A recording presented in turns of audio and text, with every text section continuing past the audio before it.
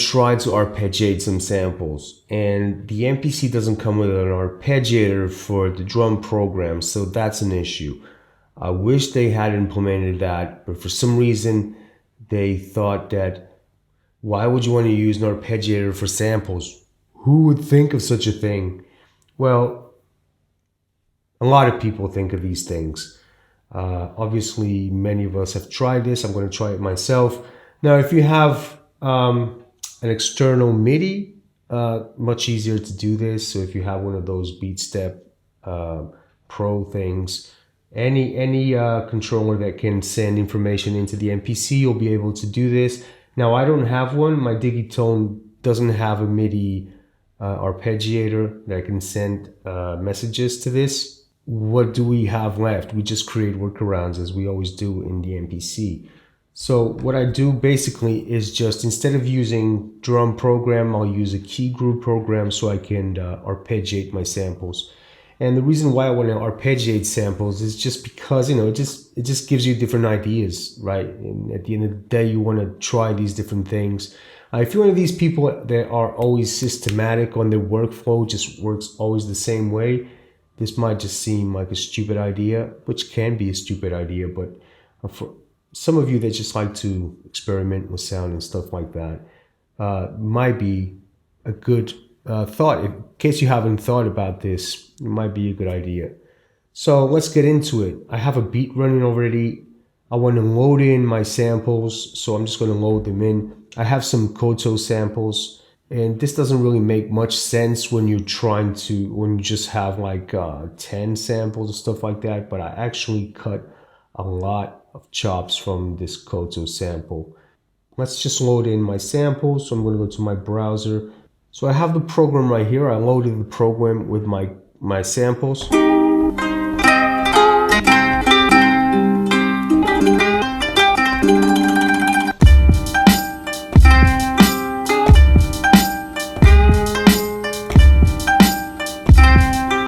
Try to arpeggiate this and just use the arpeggiator as a tool to find combinations.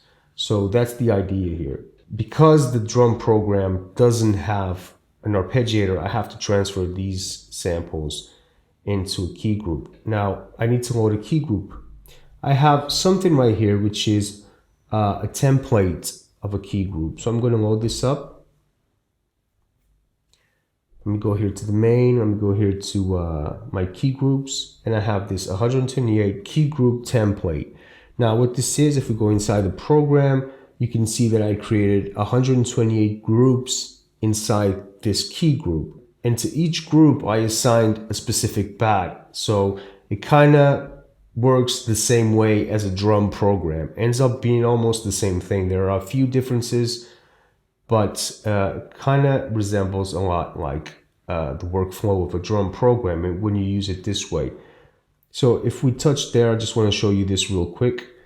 You see my pads right there, they all are assigned to one group. So I created 128, and you can create the number you want. Maximum per key group is 128 groups, which results in 128 pads that are available on all the pad banks. But keep going with this idea here. So 128 groups inside of one key group. Into each individual pad, I assigned it to just one key. Now, perfect. We have this in. It takes a while for you to create a program like this, but what I do is I save the template, and whenever I use it, I just go and get it. Whenever I want to use it, I just go and grab that, and just like I did now. Now I have the program inside here. Now there is no quick way of loading everything inside the key group, unfortunately. Not that I'm aware from the standalone. I know that in the software you can just drag and drop all the samples straight into the pad, and then it will automatically populate all the pads. By dragging and dropping all the samples into the pad. Now I couldn't find a way of doing that in the MPC to populate everything at once inside the program. I don't know if there is a way of doing it, but maybe there is. Hopefully there is. but I couldn't find one. So the way I have to do this is to go into the browser once again, go to the sample assigned, go to my first pad, and just start to assign everything to the pads. Now this takes a lot of time. In this specific case, because I have 128 chops, it's going to take me about a few minutes, 2 minutes. If you have 20 samples, it takes about 30 seconds. All you need to do now is just tap, turn, because all the samples are named almost the same thing, so they are all succeeding each other. So let's just go like that.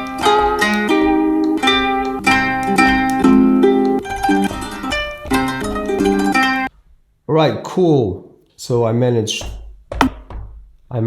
to get all the samples inside the program. They weren't actually 128, but close to that. So there's another thing we need to do here. Go to the menu, go to the program edit, go to the master, put this into all. And when you have it set to all, it's going to edit all the groups inside that key group.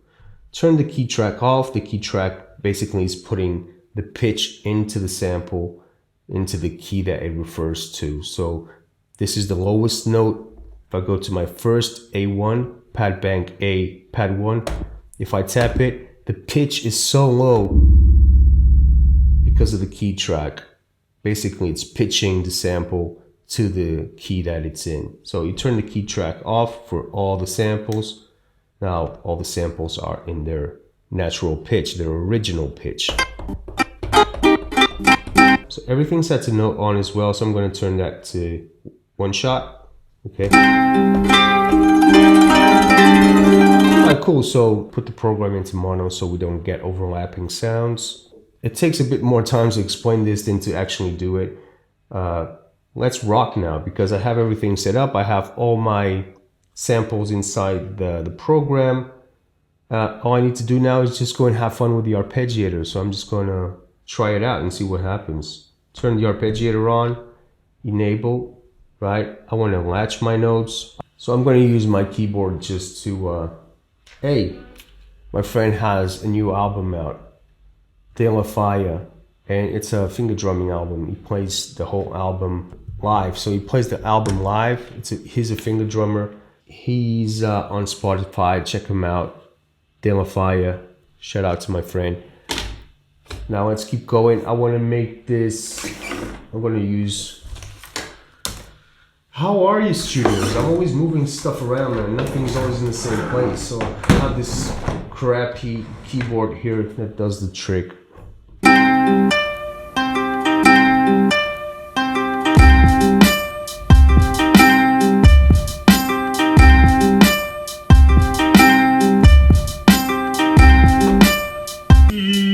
So you can also change the octaves, so it plays other samples that you didn't touch on the key. So in this case, I'm just going to touch one sample. I'm going to increase the octave.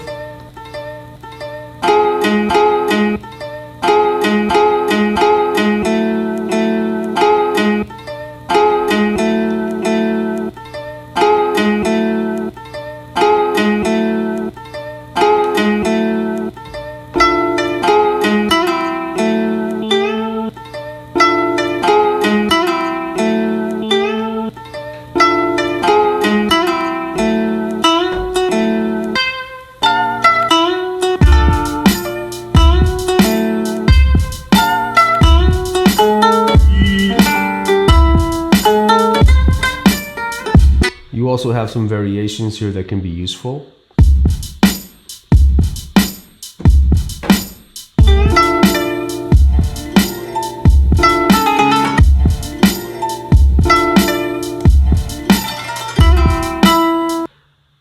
Now you can ask the question, is this really you making the beat? But that's really, you know, is it really you when you're hitting the samples? Is that really you? You know, I dare you make the same sample. I dare you make the same beat twice.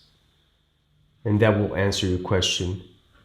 I think just random. I think sometimes when we make beats, and you know, this is a discussion that a lot of producers have, it's just that, you know, it's just everything is related to the moment. Everything is related to how you feel, to how you're using the samples, to how you're making the beat. Everything is just a moment thing, you know.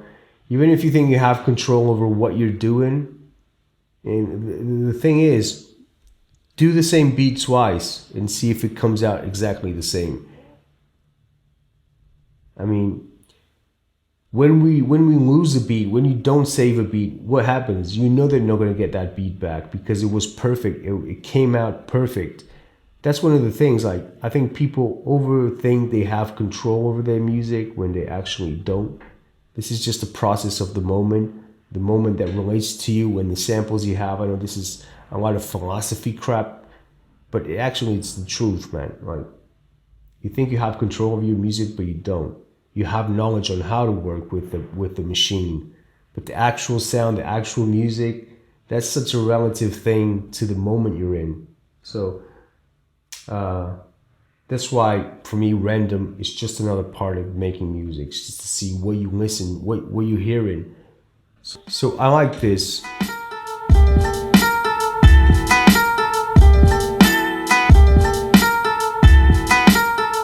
There's something there that, I mean, needs work, but I like it, so I'm going to record it. All I need to do now is just press on the record button.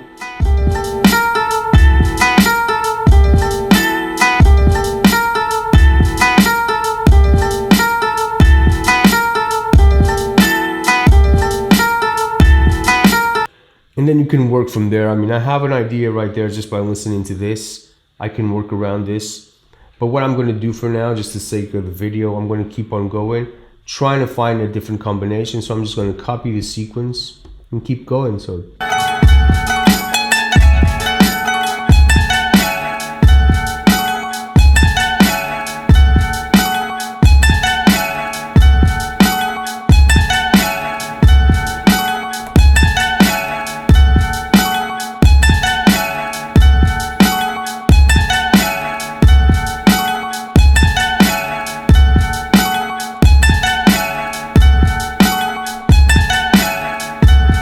found something. I had to put some delay on this, diffusion delay, and just pitch it all the way up. All right, so let's just record this.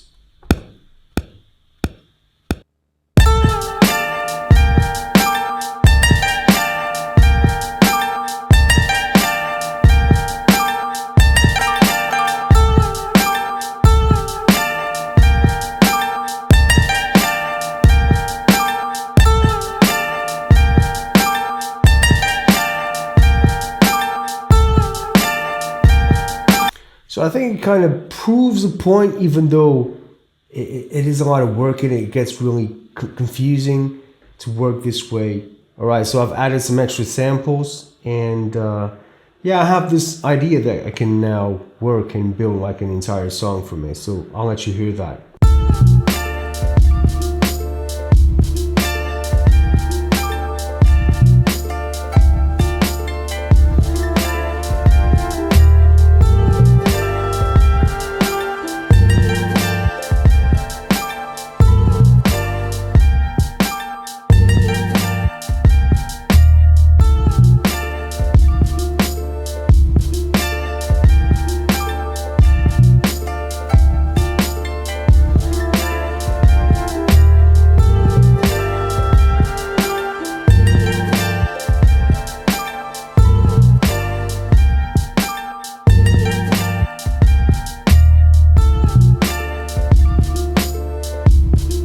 Yeah, so kind of works. It worked well. What I do most of the time is just leave this aside, come back to it later on, and see if it still sounds good.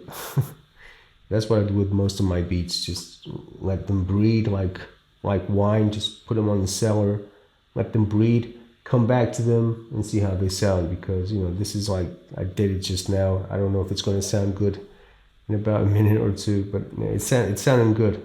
But what I want to do as well is I want to get some other samples and try it with other samples as well and see if this technique actually is any good. And that's really what I want to take out of the arpeggiator, just to get me some ideas that I wouldn't find otherwise. you can say that you could find these combinations, which can be true, but I kind of doubt that a little bit. I think the arpeggio, because it has all that functionality of randomness, of different patterns, it always offers you something that you just wouldn't find for yourself. And I think that's really the idea behind the video. It's just to use external triggers to trigger samples for you instead, you being the one finding those combinations. I also want to let you know that I have another channel here on YouTube, and it's an older channel, but I've never really done anything with it. I'm kind of uploading stuff now and again to it. If you want to check it out, I want to build that one as well. So it's just another channel that I might do some other crazy videos on. If you want to check that out and subscribe to it, that would be great as well. And that's it. So I'm gonna just dig a bit more into this beat right here. Okay guys, thank you very much. I'll see you on the next video. Peace.